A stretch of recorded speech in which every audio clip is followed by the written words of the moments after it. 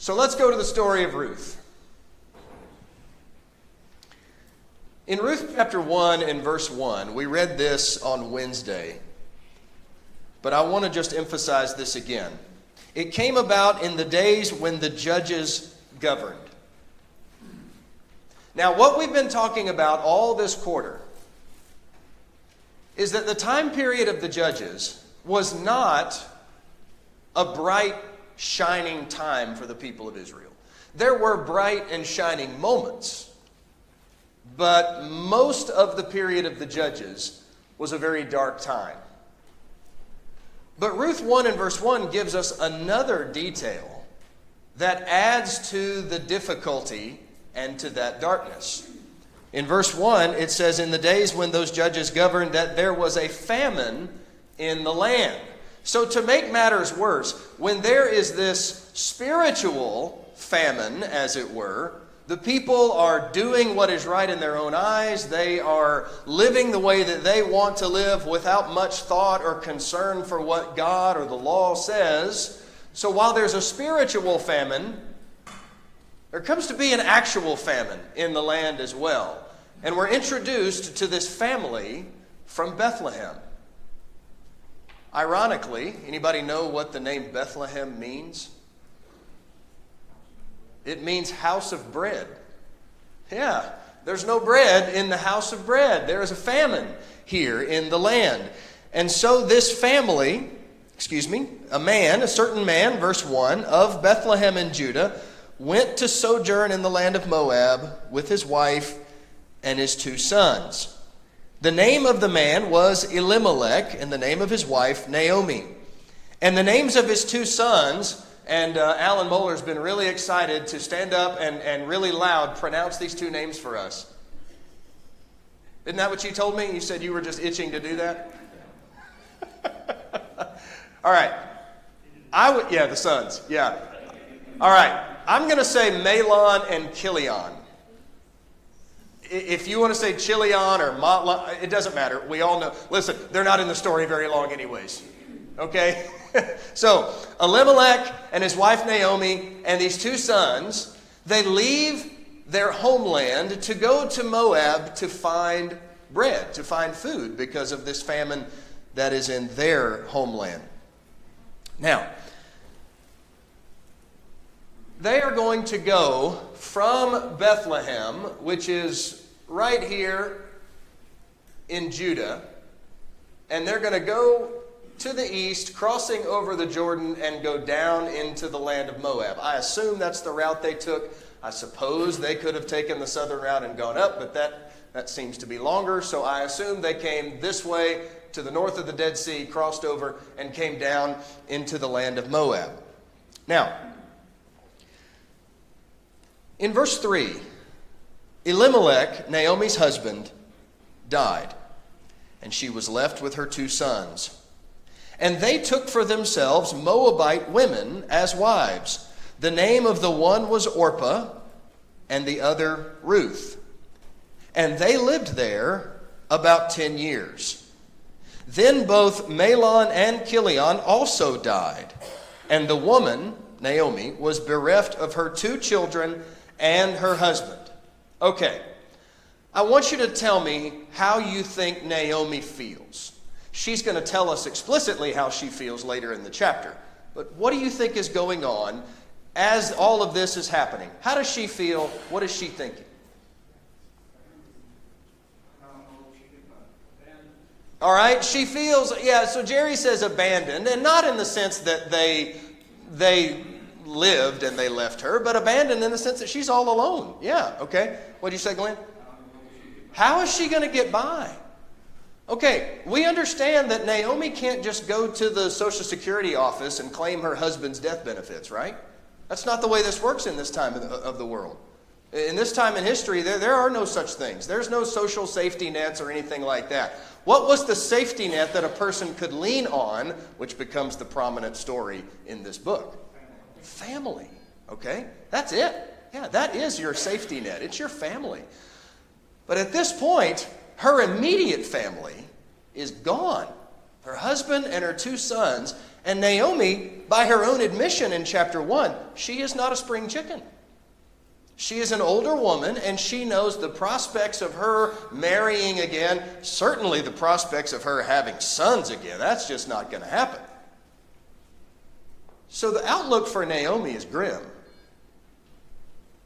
But she does have these two daughters-in-law who are still young, and though they are both widows, the fact that they are young means that they still have a future. And so she says to her daughters-in-law in verse 8, "Return each of you to your mother's house." Go back, start over again.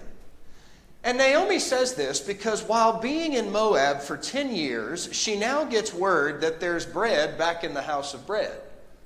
The famine is over, there is food back home, and isn't it natural for her to want to go back home? Especially now that she's left without a husband and two sons. So she's going to go back to Bethlehem, back to Judah, and she says to her daughters-in-law, "You return to your own families." And what do both daughters-in-law say initially? "We're going to stay with you." Okay? And Naomi then says, "Come on, think through this. You need to go back to your own people." She says in verse 11, "Why should you go with me? Have I yet sons in my womb that they might be your husbands? And even if I did," this is verses 12 and 13, "you're going to wait around for 20 years until they become older? And are you going to wait around for them and marry them? Come on, that's not practical. It's not going to happen anyways." And so she pleads with them to go back. And Orpah, she decides to return. She decides to go back. Now, are you tempted, knowing what Ruth does, are you tempted to look at Orpah and kind of shame her a little bit? Orpah, you should have done what Ruth did. You should have stayed with Naomi. I can understand why we might do that. I would urge some caution against that, though. First of all, right, there's nothing in the text that says, shame on Orpah for doing this, okay? But secondly, again, think back to this time.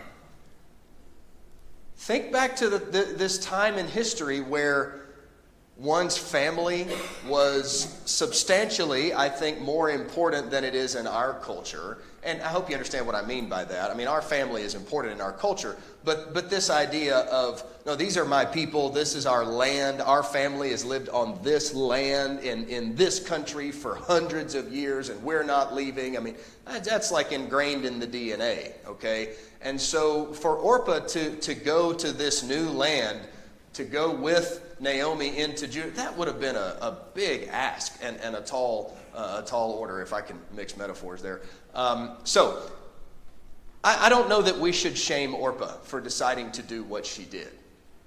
But instead of shaming Orpah, what the text is going to tell us to do is to really highly value Ruth for what she did, okay? She was willing to make that choice and make that sacrifice. So let's read Ruth, and then I'll get your comments about this. Verse 14, they lifted up their voices and wept again, and Orpah kissed her mother-in-law, but Ruth clung to her. And she said, "Behold, your sister-in-law has gone back to her people and her gods. Return, go after your sister-in-law." But Ruth said, "Do not urge me to leave you or to turn back from following you. For where you go, I will go, and where you lodge, I will lodge. Your people shall be my people, and your God, my God. Where you die, I will die, and there I will be buried. Thus may the Lord do to me and worse, if anything but death parts you and me." And when Naomi saw that she was determined to go with her, she said no more to her. Those verses that Ruth speaks in verses 16 and 17, very well known. A lot of times those verses are read at weddings. Just the idea of two people clinging together and building life together and all of that. Obviously, that was not Ruth's intention, but I do think the principles are there. But Ruth makes this choice. She is going to go. She is going to stay with Naomi. I'm sorry, I hit my slide and I didn't watch to see if it changed. Let me catch up here. All right. She is determined to stay with Naomi. She is going to go to a new land. She is going to take on new people, new family.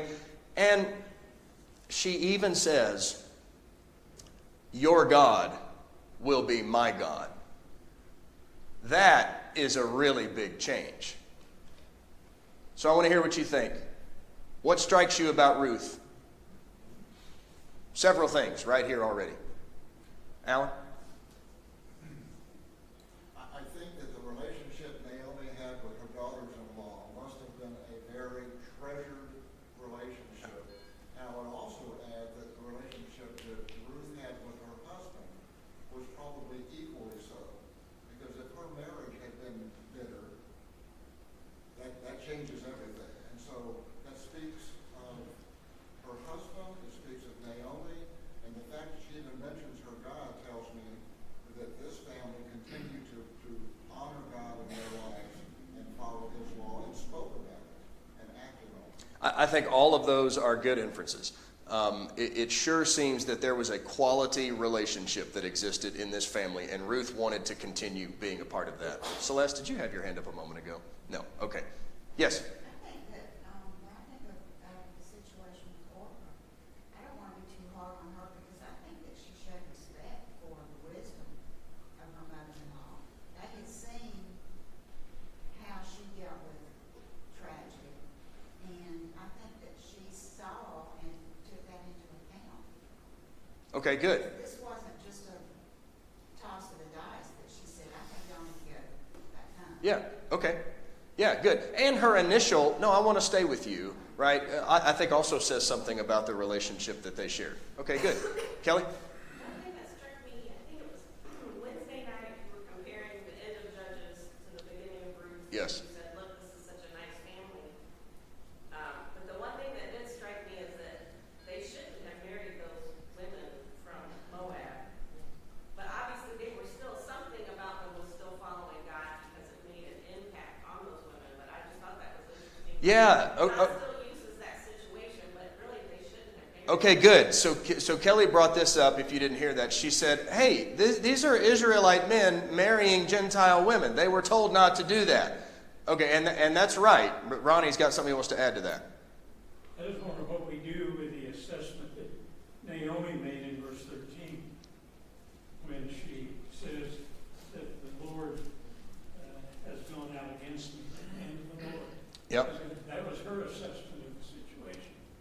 So while things are kind of rosy that we're talking about, in her mind they weren't that way. And so we need to give some, maybe it relates to this marriage thing. Maybe they shouldn't have gone in the first place and left Canaan and left Israel. They kind of neglected their own family people, and yet they were hungry, all right. But the others stayed. Why did they leave? Mm-hmm. So there's some other aspects, dynamics to this whole story that we kind of tend to overlook because it is such a beautiful story about Ruth and her dedication. Yet at the same time, there's these little tidbits muscled in here that make us wonder exactly what all was going on and should have gone on. So, okay, I'm interested. This is interesting that y'all are bringing these things up because I did more reading about these ideas than I intended to, and I read so much on it that ultimately I decided I'm not going to share any of it because it's just going to confuse everything. So, and I'll give you the synopsis of some of the things I was reading. There are some who are pretty insistent that Elimelech and family should have never left Bethlehem in the first place and gone to find food and blessing in a foreign land, and then the sons marry foreign women, and like they're breaking rules here. So then, of course, they died. God brought a consequence upon Elimelech and the two sons for doing that. I'm just going to say about that I think it's worth thinking about, but I'm not convinced that it's certain. Okay? And so to Ronnie's comments, I do think in a lot of these, okay, I'll let you finish and then I'll. Well, I was going to say, in any story, it's life. It's the way it is. It's the way it is with us. There's a lot of good people here this morning, but I suppose, like all of us, we've all done things that are wrong. And if we had a good history of us, we'd see some of these wrong things, but we'd also Okay, see good. a lot of good Yeah, and you just said what I was about to say, and that is, in all of life, there's always a tension, right? I don't mean attention, I mean tension. There's pulling in two directions. We're trying to do the right things, but we don't always do the right things, and so how do we navigate some of this? And there's always a pushing and a pulling, it seems. And I think that's some of what's going on in this story. And of course, what we see throughout this story is even amidst these situations where we marry Canaanite women when we're not supposed to do that, God still providentially works all of these things out in ways that bless his people. Okay, so there's... want to do what's right. Yeah. But then you also have... I seem to remember a story at the end of Genesis where there's a famine and there's a man named Jacob who sends his son to Egypt to go and get food. Well, was that was Jacob giving up on his fellow Israelite people back in Judah because he said, hey, we're hungry, let's go get food? And then Joseph is there and he's married to an Egyptian woman. All of these things can work out even amidst this tension. Okay? Julie.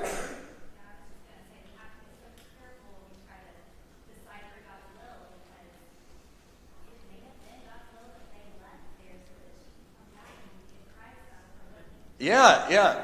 Okay, good. We often look at these bad events, and even when you're reading about kings and such, they are doing the bad things, the wrong things, and suddenly they'll say this is gospel. Yeah. Whoa, how is that as well? Well, it's to discipline their life, or whatever. We just can't fathom that. Yeah, okay. This is good. I think all of us are saying the same kinds of things, and we're all kind of around the same idea. Which is good. We're wrestling with, these are big ideas. This is not a small thing. So all of us are recognizing, that maybe there's some things that maybe they should not have done, but God still works that out and God brings a blessing. Maybe God knows about this woman in Moab named Ruth. And God says, I can use that woman. I can do something through that woman, and so I need to orchestrate some circumstances that are going to bring about the arrival of that woman among my people where she can do the most good, right? God, I've used this illustration before with you, I think, but it's been a long time, so it may be worth saying again. You remember watching a puppeteer who's holding the strings and he's manipulating the puppets and making them do what they want to do? Isn't there a sense in which God is doing that for the entire universe? And he's just orchestrating things and he's making things work together all in harmony, and he's got a million hands that are all holding puppets and everything's just working together because in his wisdom, he can make all of these things happen in a way that we can't understand. And I think we see some of that in this story. Okay. Dad, give us the last word on this because we need to get going. No, it's okay. Go ahead.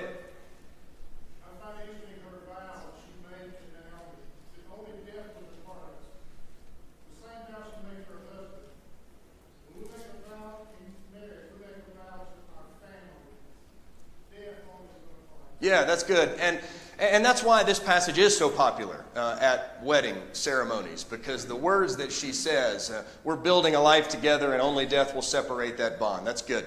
All right. Now, look at verse 19. So they both went until they came to Bethlehem, and when they had come to Bethlehem, all the city was stirred because of them, and the women said, is this Naomi? How long have they been gone? Yeah, 10 years, okay? So I'm sure Naomi has not only aged and gotten a little bit older, but also she's been through tragedy. She's lost her husband and 2 sons, and so when she returns, her demeanor is different. Now, I mean, they were sad when they left because they were hungry, right? But at least she had her husband and 2 sons. But now she's coming back, and, well, the bread is there, but her husband and sons are not. And so she says to them in verse 20, do not call me Naomi, which means pleasant. Call me Mara, which means bitter. And she says, call me that because the Almighty has dealt very bitterly with me. Ronnie's point earlier about verse 13, she said, the hand of the Lord has gone out against me. Now she says, God has dealt bitterly with me. That's her assessment of the situation. Is there some truth to that? Was God actually punishing her for what her family did? Maybe. I don't know. Let's don't want to whittle on God's end of the stick, as some old preachers used to say. But that's her assessment of the situation. That's how she feels. And that's a legitimate feeling. The book of Psalms is filled with people who talk like this. God's hand is against me. God has it out for me. Because that's how they feel. And those feelings are real. Whether those feelings are exactly true or not, that can be sorted out in time. Now, call me bitter. Call me Mara. She says that she came away full, but she's come back empty in verse 21. Why do you call me Naomi, since the Lord has witnessed against me and the Almighty has afflicted me? That's now the third time in this chapter that she has given her assessment of the situation. So Naomi returned, verse 22, with Ruth the Moabitess, her daughter-in-law, who returned from the land of Moab, and they came to Bethlehem at the beginning of the barley harvest. Now, that mention at the end of that last verse, the timing of when they returned, that is setting up what's about to happen in chapter 2. The significance of the barley harvest and the wheat harvest, that becomes apparent in chapter 2. So, any other comments about chapter 1 before we start into chapter 2? I'll make one more. Okay. I can look at a number of points in my life where I was disappointed that my plans did not come to fruition. And when I get further down the road and look back, I've always said, I see. The path that I ended up taking proved to be beneficial. Was it better than what I had planned? Who knows? I'll never know. But I'm confident there's a plan there. No, that's good. that can fulfill. That's good. Well, and Naomi comes back. She says, I left here full, meaning I was married and I had 2 sons. Now she says, I've come back empty. I don't have a husband. I don't have my 2 sons. But was she completely empty? No. Not with Ruth. Not with the dedication and loyalty that Ruth has shown. She has someone in her life that loves her. But we understand what she's saying. I left here with a husband and 2 sons, and now neither one is here. Okay, chapter 2. At the beginning of the barley harvest, they arrive, and they have nothing. They are poor. And so Ruth and Naomi need to get food. Now, thankfully, the grain is growing again, but they've got to get some. They have to acquire some. And so there were provisions that were made among the Jews in the law of Moses, that the poor in the land could reap from the fields and go through and take what they needed. And they could do so without punishment. It wasn't considered stealing. It was a provision that God made for the poor and the destitute. And so Ruth and Naomi are going to take advantage of that. So in chapter 2 and verse 1, Naomi had a kinsman of her husband, a man of great wealth, of the family of Elimelech, whose name was Boaz. And Ruth the Moabitess said to Naomi, please let me go to the field and glean among the ears of grain after one in whose sight I may find favor. And Naomi said, go, my daughter. So she departed and went and gleaned in the field after the reapers. And she happened, I hope you caught that as you were reading. She just so happened to go into the field of Boaz. This extremely wealthy man who presumably has a lot of acreage that he has sown and now needs to be harvested. And he happens to be a family member of Elimelech. So Boaz came in verse 4 and said to the reapers, may the Lord be with you. And they said to him, may the Lord bless you. How many of you work for somebody that when he comes into the office, or she comes into the office, says, may God bless you, my employees? How many of you work for somebody like that? How many of you as employees would say, "And may God bless you, sir"? We talked about the relationships that Naomi and Elimelech had with their sons and their daughters-in-law. Boaz seems to have a really good relationship with his employees and those who are working for him. He blesses them, they bless him. I don't know that some of my earliest jobs, I don't think I worked in that kind of an environment. My very first job was at Arnold's Furniture in the summertime. I don't remember my boss ever coming in and saying, "God bless you, Ben."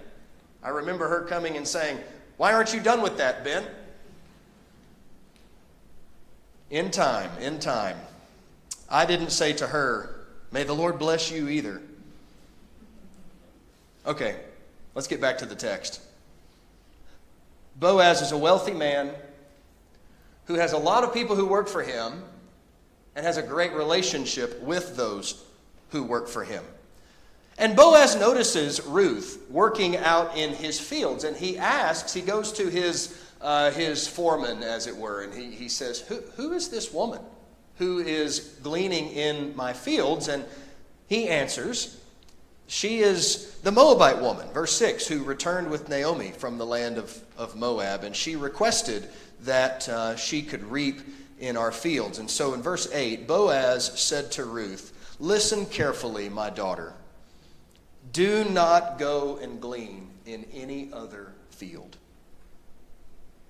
Furthermore, do not go on from this one, but stay here with my maids. Let your eyes be on the field which they reap, and follow after them. I have commanded the servants not to touch you, not to bother you, not to harass you, but to let you glean. I have told my servants, stay away from her. Let her alone." And he says in verse 9, "When you are thirsty, go to the water jars and drink from what the servants draw." Does Boaz have to do any of this to Ruth? No. She's allowed to come and glean what she needs from his field. Yes, the law says she's allowed to do that. But Boaz is going far beyond that. He is letting her, he says, "Listen, take whatever you want.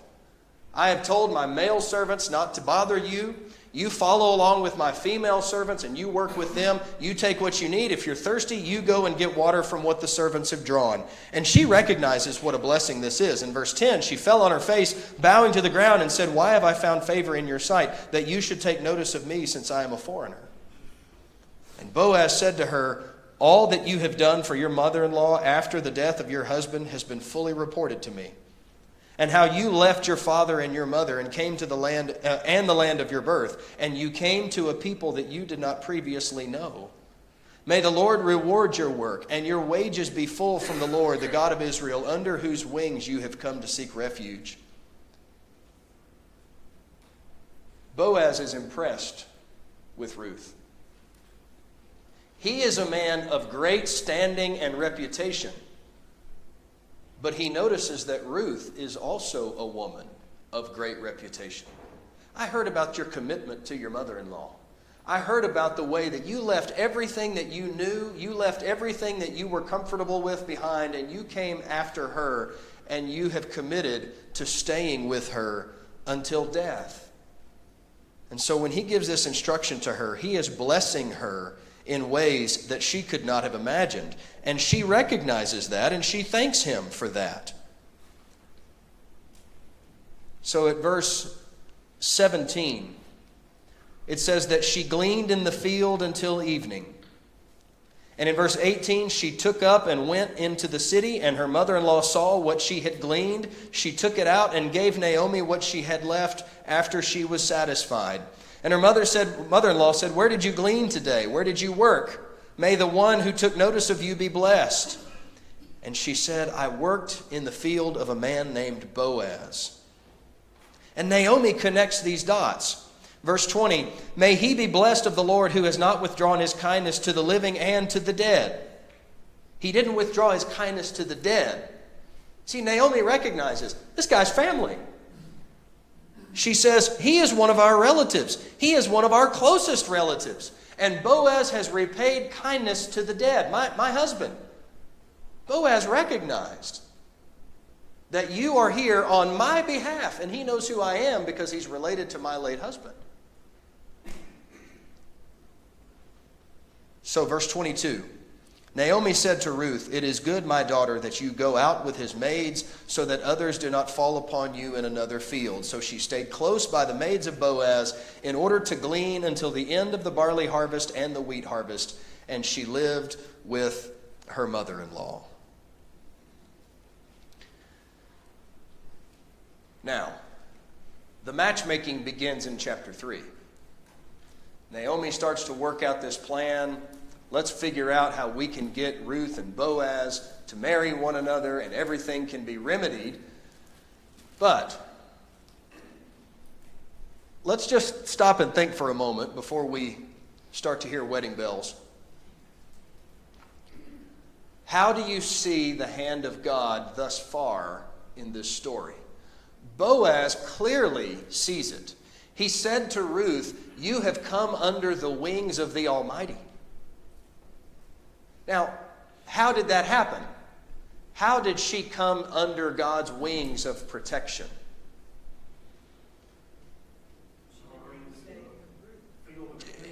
Yeah, it was Boaz. It was right. So God brings her under his wings through Boaz and the way that Boaz is providing for her. And so God is taking care of Ruth through a godly, righteous, wealthy man who was willing to share and was looking out for the poor.